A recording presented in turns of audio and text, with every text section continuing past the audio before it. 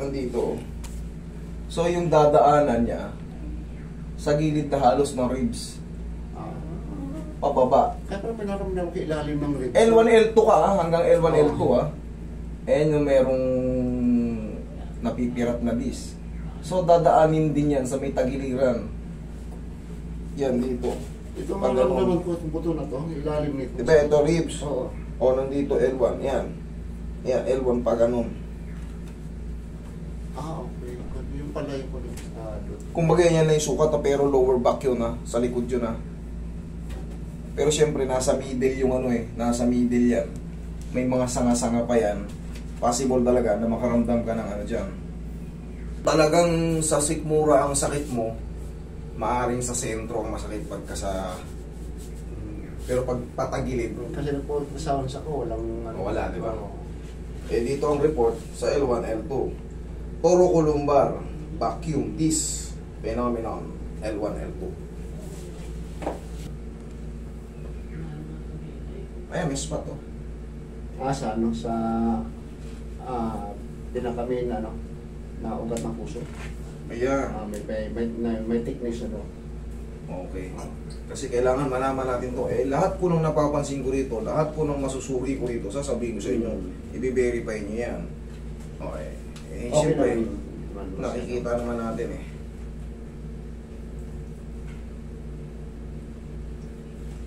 Nagkaroon ng thickness yung nyo. Aorta. Aorta.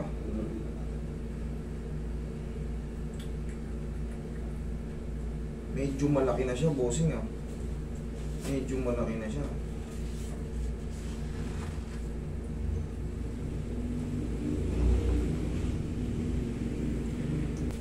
Normally kasi ang balakang natin pa ganyan. Sa'yo, mas sagad pa. Yun ibig sabihin ng exaggerated curve, lordosis. Pero may mga pagkakataong iinda ka sa ganon, pero may pagkakataong hindi. Kasi ano lang naman yan Lalo ako may pagkakuha ako. Pag nakapagbuhat ka ng mabigat ng sobra, okay, lumbar instability. Tapos yung spine. Tama na yan. Dito, itong mild curve na yan, wala yan. Kaya binabanggit thoracolumbar. Very slight siguro mga ano lang to. 1-3 degrees lang ata Pag thoracolumbar, ibig sabihin ng thoracolumbar, thoracic, lumbar. Ibig sabihin nasa middle point yung nyo. Kasi damay yung L1 mo, L1, L2, nagkaroon ng compression.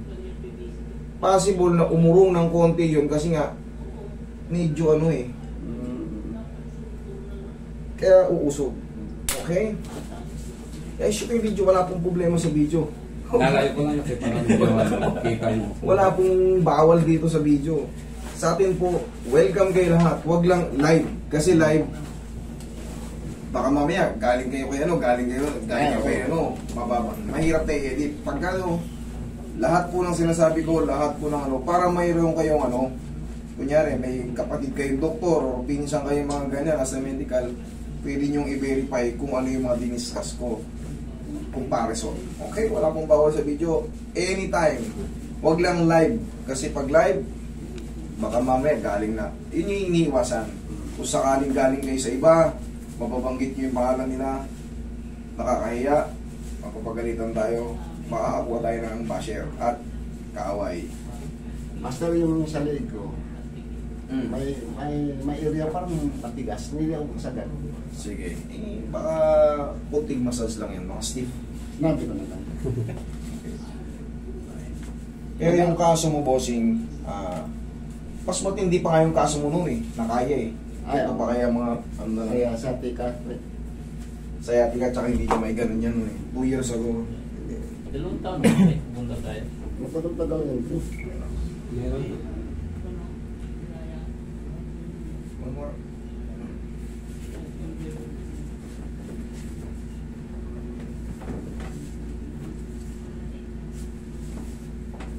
Sa iba kasi bawal ang video. Dito sa akin, welcome kayo. Alam niyo yung mga bawal mag-video, yung binabawalan kayo ng video. May hidden agenda yung mga yan tayo. Yun yung mga pag binabawalan kayo ng video, Kasi baka maaaring mataas ang singil nila or natatakot silang i-video, baka mali yung pinagsasabi. Ako, hindi ako natatakot, I'm willing to learn para ma-correct ako kung sakali may mga ano. Kung meron ako mga lapses o mga maling usog ka, tagilid ka pala, sir. Diyan, mas. Opo. Tsaka natatakot sila sa balik, sa execution. Baka yung mali yung execution. Ito kasi ginawa, pinili to. Tsaka hindi ako natatakot. Kabisado ko itong ginagawa ko. Alam ko yung kamay ko, alam ko yung isip ko kung hanggang saan yung kapasidad ko. Pag di ko kaya, out. Yun lang. Pag di ko kaya, dun po kayo pumunta sa ganito. Ganun ang ginagawa ko. Kabila side. Kaya, I'm not afraid. Tsaka meron akong ano eh. Talagang sertipikado kung pwede akong humawak ng ano. Relax na. Pag di kaya, huwag na natin galawin kasi di kaya eh, baka mapahamak pa. Doon ka pumunta sa operasyon. Pag kaya, yari ka sa akin. Ipapaliwanag ko kung ano yung mga nasa papel mo. Sa abot ng aking makakaya. Pag di ko kayang harukin, Google. Diba? Para wala tayong biso. Lalo sa mga puso-puso, sa mga cancer-cancer, mga nakakatakot galawin. Nalala ko lang po. Hindi magaling ba? Sisigaw. Tingnan mo, oh. Nat. Dapa. Isip nyo ba yung mga ano sa mga kasi?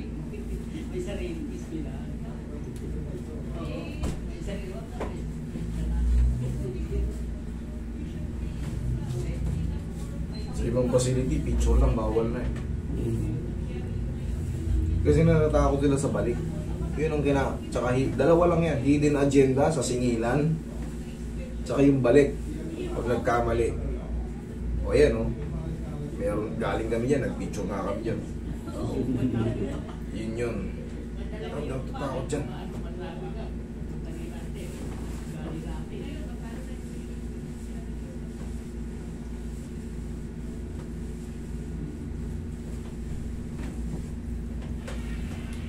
Hanggat wala akong practice na ginagawa, hindi ako nag-i-inject, hindi ako nag-i-x-ray dito. Yan, practice kasi yan eh. Hindi ako nagbubunot ng ngipin.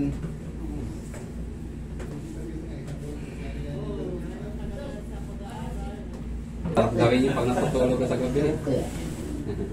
Gawin niyo yung doon niyo sir. Kaso dito, hindi tayo relaxation. Ano tayo dito? Method tayo dito. Sa relaxation, mas masarap sa spa. Okay po po. Spa-con. Lagi sa tiyan yung kamay. Inhale. Exhale. Pero magtatayo tayo ng ano, ng yung mga, pero tuturuan ko yung mga therapist na yun. Relaxation with ano, with combination. Darating yan, iipon lang ako ng konti. Pero kukunin ko yung mga therapist na rin, yung hindi na kailangan mag-aral. Dudugtungan ko na lang yung ano nila. Dudugtungan ko na lang yung kaalaman. Para kahit yung mga nagsisimulang back pain, nagsisimulang neck pain, kaya na nila. Pero yung mga severe, sa akin pa rin kayo pupunta. Kasi yung ituturo ko sa kanila, limited lang. Talagang pang-relaxation lang, with combination lang na ano. Tinatanong ko kanina kung may massage sila sa tabi. Oo, yun yung sinasabi mo, yung pang 1 hour, 1 hour. Yun yung mga ano. Hindi kami ganun. Hindi kami ganun. Ano yun sa inyo eh. Mas ma-appreciate nyo yung method na to kung kayo ay may iniinda. Pero kung gusto nyo mag 1 hour, 1 hour, ay hindi po sa amin. Kasi mabibitin kayo. Hindi nyo ma-appreciate yung method namin. Kasi ang hinahanap nyo yung pangmatagalang haplos. Mas maganda magpa sa spa, yung mga babae, para talaga relax ka. Yung mga pagod lang sa trabaho yun, stress. Sige, magpamassage kayo 1 hour. Dito hindi. Mas the best ko, mas prepare ko yung mga dislocation, Hindi na papayagan severe pain, dito na pupunta. Kasi may babae na lockjaw, yan ang mga severe sciatica, twisted knee, yan ang mga prepare ko. Shedding paa, dislocated shoulder.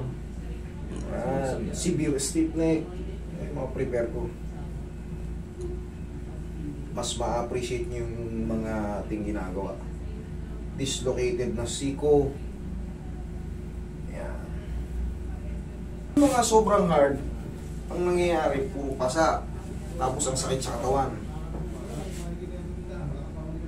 May dinala rito na napal ko sa'yo, Master, yung marami na yung bintusa, tinagtad, babae. Oh, kita nyo? Hanggang sa Yung bintosa, totoo at honestly lang, yung bintosa, walang kaano na yan, 1% lang, nasasaktan lang ngayon yan. Maniwala kayo, meron akong libro niyan at nag-aaral din ako niyan. Hindi ko ina-apply, wala talagang kwenta yan. Magpa-full body massage ka na, mas mabuti pa. Kaysa magpa-bintosa kasi sabi na kakasipsip na lalig, kalokohan yan, upo. Kalokohan yan. Pero kung kayo ay nagre-relax-relax sa patay oras, pwede kayo magpaganyan. Sabi nga may tuloy 1%. Pero yung ano, yung talagang treatment, walang kabuhay-buhay sa saktan. Para ka lang may chikinining nun. Magpa-full body massage na lang kayo. Tanggal ba talaga ang lamig? With power. Pero yung ganyan, lagyan kita ng chikinini dyan. Yun din yun. Pinalaki lang yung chikinini. Pinalaki lang yung gusto ng chikinini. Maniwala kayo sa akin. Yun lang din yun. Ipa-full body massage yun na lang. Lahat pa nasipsip. Lahat pa nakayod. Eh yung ganyan, yun lang. Sakit pa nun. Sakit pa sa balat. Isang linggo mahigit, may chikinini pa rin kayong bilog.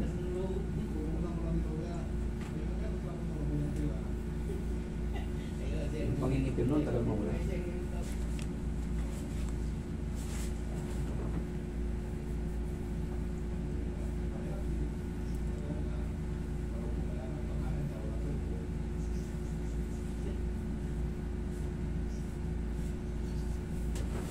Check mo nga, tayo ka, lakad ka. Check mo kung may mga... Okay naman. Yeah. Lingon. Yun lang yun, kanina sabi mo may umiipit dyan eh. Oh, meron na. Meron na. Pero na, wala na. Meron na ako makita sa likod. Okay, ala ko. Wala eh. Hanggang ganyan lang eh. Sige. Thank you.